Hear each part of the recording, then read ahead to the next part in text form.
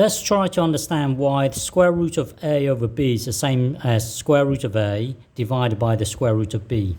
Let's try and understand why that's the case. So for example, what's the square root of 9 divided by 25? Well, that's the same as you taking the square root of the top and then taking the square root of the bottom. So the square root of the numerator would be 3, and then the square root of 25 is 5. So the final answer is 3 over 5. So let's try and understand why this is the same as this. So start out with square root of a over b. That's the same as a over b and then to the power of a half.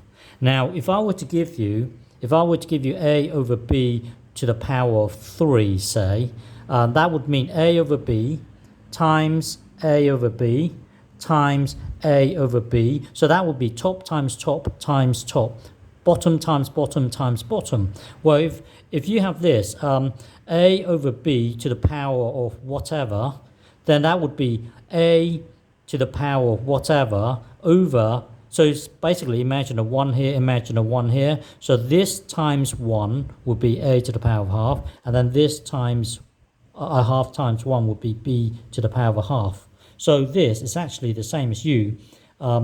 Imagine there's a 1 here and a 1 here, so that would be a half times 1, that would be a to the power of a half, and then get this half times this 1 here, that would be b to the power of a half. So a to the power of half is square root of a.